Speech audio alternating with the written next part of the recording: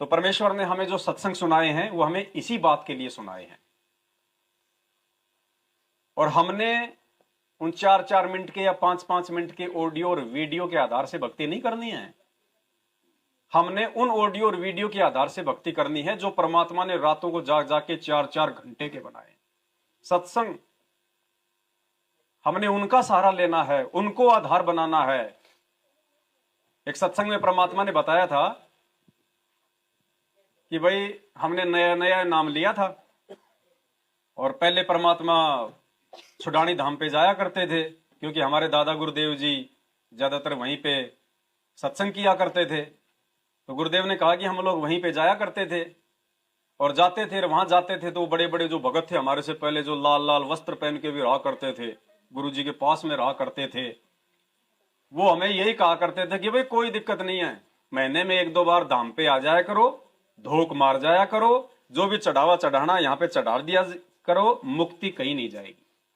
तो गुरु जी बोले भाई हम बड़े प्रसन्न होते, ये लो जी कति जमा आसान काम है, या छुड़ानी रही। और हर महीने जाते थे, धोख लगाते थे। फिर परमात्मा ने क्या बताया, गुरुदेव ने, फिर मालिक ने बताया कि फिर आगे जाके हमें पता चला इन बातों का कि या तो माता की सी धोख थी। बोलो सतगुरुदेव की जय हो। अब देखो बंदी छोड़, आपने उपदेश तो ले रखा सभी ने कि ये जो मंत्र आपको सांस का सुमन हमने दे रखा है कितना कीमती है। इस 3 लोक का सबसे उत्तम नाम है ये सांस के जो दोनों आपको मंत्र दे रखे हैं। उसके बारे में उसके बाद फिर सार नाम है जो सोहम ऊपर और है, सत सुकृत एक नाम, और सब हंसों का बास है, नहीं बस्ती नहीं गाम। फिर नाम के बाद वो वस्तु आपको फिर बताई जाएगी जो तत्व भेद है, जिसको शब्द कहते हैं। अब ये बालका खेल समझ रखा, नाम ले लिया, गुरु कुआ में पढ़ो, नाम ले लिया अपना ठीक से। ईसाई आसान होता तो बिरा ये बंदी छोड़ना है, सारन पार ले जाती है। वो यह चीज चाहते थे कि ये टिक जावे। बंदी छोड़ने खुद लीला करी, 64 लाख से सो गए थे। महाराज ने देखा कि इनमें से कितने कापड़े, एक पे छोड़ मारी थी, 1.5 पाया था। 64 लाख में तो एक बार फटकार दी थी नो, 1.5 पाया था अर्जुन सर्जुन, और वो 1.5 भी ठीक ना रहे, 2 भी। तो ऐसा है कि उन उदाहरणों को क्यों किया उन्होंने कि हो सकता आने वाले सावधान हो जाए, पर हम फिर उससे लगन में लगे रहेंगे तो फिर देखो वही बात से महाराज के हैं तापसुआ को फोकट ज्ञाना, गुरु को तज पूजे जो आना आन कहें दूसरे को, और तापसुआ को फोकट ज्ञाना। और फिर ज्ञान की उन कुछ नहीं हो पाया उसमें भी। अब एक बात बताइए, कई भक्त ऐसा महसूस करते हैं, हमारी भी वहां पर पहले बातचीत होती थी, हम जाया करते थे जब तक हमें गुरु आदेश उपदेश नहीं था देने का बंदी छोड़ने, तब हम जाते थे, हर व्यक्ति से बात करते थे, संत से बात करते थे, चेष्टा होया करती थी। तो वहां पर कुछ एक तो ये ज्यादातर वहां के रहने वाले जो धाम पर लोग से वो यूं कहा करते कि धाम पर आ जावे और यहाँ पर माथा टेके, जो चढ़ा अपना यहाँ चढ़ा देवे, और मुक्ति कितने नहीं जानती साफ से। क्यों कि महाराज ने कहते हम हैं शब्द शब्द हम माही, हमसे भिन्न और कुछ नहीं। तो हम बड़े खुश होते भाई तजमा आसान से या छुड़ानी रही कि 8 से आए महीने चले जा करेंगे। परंतु जब गहराई में गए, जब पता चला कि हम हैं शब्द शब्द हम माही, हमसे भिन्न और हम मीन परमात्मा, वो परमात्मा है और वही रूप है शब्द का। क्या रूप है? वो शब्द स्वरूप ही आए थे कबीर साहब और गरीबदास जी, वो ईश्वरीय शक्ति लेकर आए थे, पर उस शब्द को पाकर ही शब्द को पाया जा सके। तो जब तक हम विधि से नहीं चलेंगे, फिर इतना बड़े ग्रंथ की क्या जरूरत थी, 4 बात लिख जाते कि छुदानी आ जाकर और माथा टेक जाकर और फिर हो गए पार। इतने बड़े पापड़ बेल रखे, वो बावड़ो था। ये पता चला उन बातों का कि कितने डूब रहे थे बंदी छोड़ के अंशों को, वह तो फिर एक माता धोख होगी, कद्दे मारा उन्हें, फिर उसमें क्या फर्क रहेगा जो आम मन भोरी जहां से पिंडाराम से। तो वस्तु जो से देखो, हम धाम को प्रथम मानते हैं और मानना भी पड़ेगा, क्योंकि जैसे भगवान कृष्ण मथुरा में आए थे तो मथुरा एक बहुत ही पूजनीय और आदरणीय कृष्ण भक्तों के लिए रहेगी जब तक पृथ्वी है। इसी प्रकार हमारे लिए हमारा छुडानी धाम यानी जान से भी प्यारा रहेगा, क्योंकि उस रज रज पे, उसकी कण कण पे हमारे बंदी छोड़ के चरण टेके हुए से उस धरती की धूड़ भी हमारा लग जावे है तो हम धन्य हो जाते हैं, लेकिन मुक्ति होगी नाम तय। महाराज कहते हैं भूमि भरोसे बूढ़ है और कलपत है दो दीन, भूमि का भरोसा ना रही हो। कहा करते कि काशी में रहने वाले की तो मुक्ति हो से और मगर गद्दा हो बंदी छोड़ने का, अच्छे काम करनिया शुभ काम करने वाला कितना रहो। अगर शुभ का शुभ में अपना अंतर आगी तक कितना बस जो गधे की जोनी में जाओगे। महाराज गरीबदास जी कहते हैं कि मुक्ति खेत मथुरापुरी और कीना कृष्ण तलोल और कंस के चानूर से उड़ा फिरते डामाडोल। वह तो मथुरापुरी थी, यानी उसको तो मुक्ति धाम बोलते हैं, तो वहां पर भी राम कृष्ण कंस कृष्ण के का बक्कल उतरा। अब ये उनका संविधान है सदगुरुओं का, इनको हमने मानना पड़ेगा। परमात्मा ने अपनी वाणी में फिर बताया कि हम हैं शब्द शब्द हम माही और हमसे भिन्न और कछु नाही। यानी मेरे अलावा कोई धाम नहीं, कोई भगत नहीं, कोई मेरा परिवार नहीं, कोई मेरे बच्चे नहीं, कुछ नहीं। हम हैं शब्द। गुरुदेव ने बताया कि मैं ही हूं वो शब्द जिसको सार शब्द कहते हैं। हम हैं शब्द और तुम्हें जिस शब्द की तुम्हें आवश्यकता है कि भाई सार शब्द के बिना मोक्ष नहीं होगा, कहते हैं वो हम हैं शब्द, शब्द हम माही। गुरुदेव ने बताया कि वो शब्द मेरे अंदर ही, अर्थात मैं ही हूं। मेरा तुम्हारी तरह हाड़मास का शरीर नहीं है, मेरा शब्द स्वरूपी है। ये नूरी शरीर है, ये विदेही है। हम हैं शब्द। गुरुदेव ने बताया कि मेरा शब्द रूप है।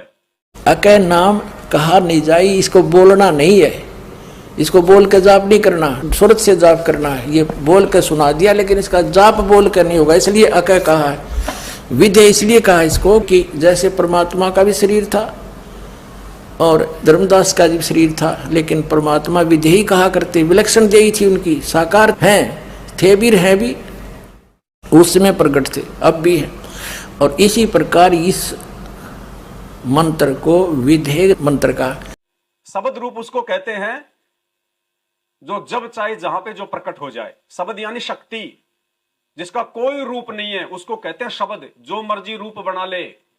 जैसे हम एक फिल्मी गाना सुना करते थे, पानी रे पानी तेरा रंग कैसा, जिसमें मिला दो बन जाए उस जैसा। पानी को लाल कलर में डाल दो तो लाल हो जाएगा, हरे में डाल दो तो हरा हो जाएगा। पानी का अपना कोई रूप नहीं है ना, वो ट्रांसपेरेंट होता है। जब तालाब में बिल्कुल साफ होता है तो देखो बिल्कुल अंदर तक का उसमें दिखाई दे जाता है। आप मटके में पानी डाल के उसको आधी घंटा छोड़ दो, फिर देखो अंदर अगर मिट्टी का छोटा सा भी यदि कोई कण होगा तो पानी के अंदर से वो दिखाई दे जाएगा। इस प्रकार हमारे पूज्य गुरुदेव सतगुरु रामपाल जी भगवान ये विदेह परमात्मा है। इनका तेज पुंज का शरीर है इस परमेश्वर का। ये शब्द स्वरूपी राम है। देखो हम नित्य नियम पढ़ते हैं रोज, पर क्या क्या पढ़ते हैं? गरीब ऐसा सतगुरु हम मिला, तेज पुंज की लोए, तन मन अर्पू शीस को होनी होय सु हो। गरीब ऐसा सतगुरु हम मिला, शब्द स्वरूपी अंग, झिलमिल नूर जहूर है।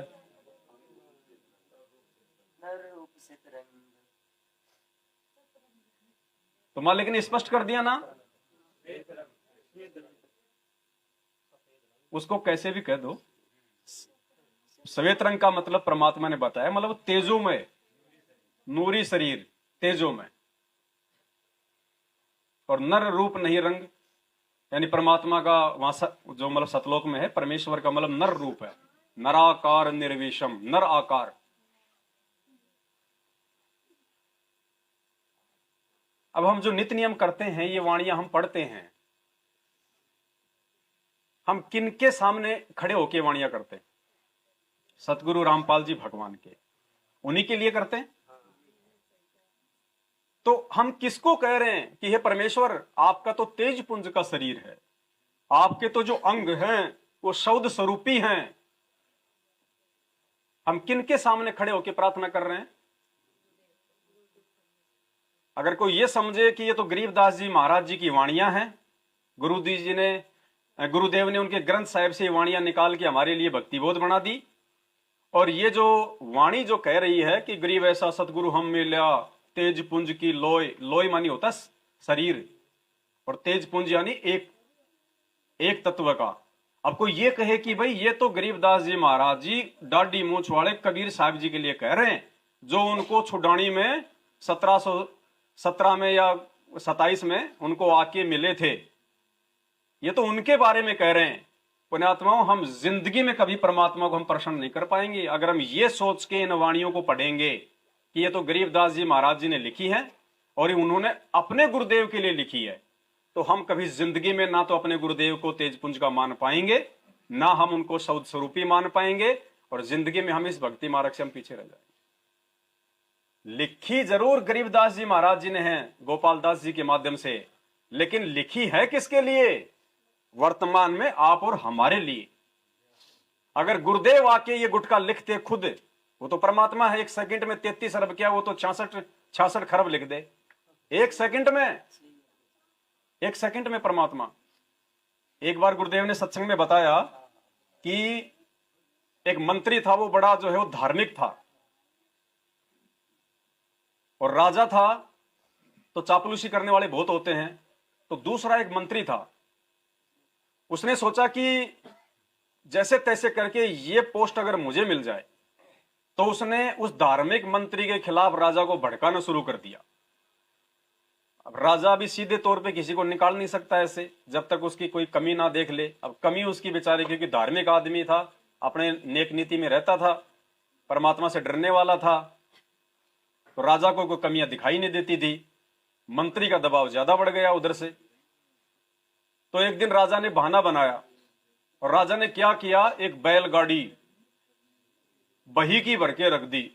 जो बही होती थी ना पहले इस गांव में, जो हिसाब करते थे, वो पीली पीली सी लंबी लंबी बही की पूरी बैलगाड़ी भर दी, खाली खाली बही, कोरे कागज।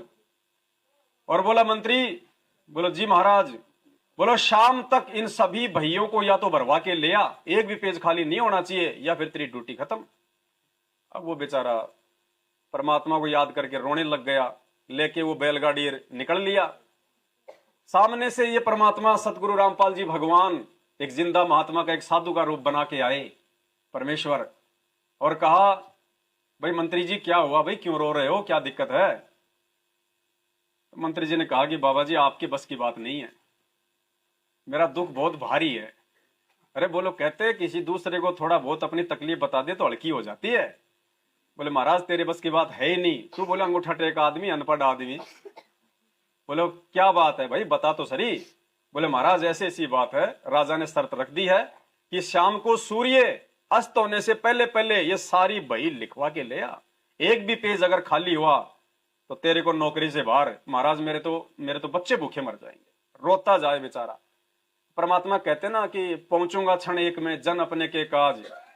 पुण्यात्माओं, वो हमें थे, वो मंत्री संतरी। आज से पहले परमात्मा जितनी भी धार्मिक आत्माओं के जो कहानियां, किस्से, वो तपस्वी, वो और कोई नहीं थे, आप और हम ही हैं, पिछली पीढ़ी वाले, जो आज से पहले उस परमात्मा की शरण में रहे, फिर छोड़ गए, फिर आ गए, फिर रहे, फिर उस भक्ति के प्रतिफल में काल ने हमारे को बाबा बना दिया, साधु बना दिया, तपस्वी बना दिया, मानदाता बना दिया, चुनक बना दिया, वशिष्ठ बना दिया, दुर्वासा बना दिया।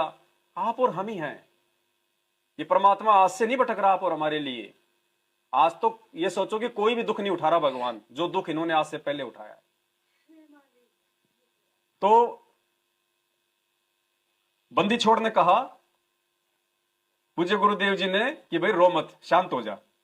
और परमात्मा एक लकड़ी सी ले रखी हाथ में, अंतर्यामी थे, उनको तो पहले पता था, और जाके पीछे 2-4 डंडी मारी खींच के उनके भैयों के, और बोले जा दे दे राजा को।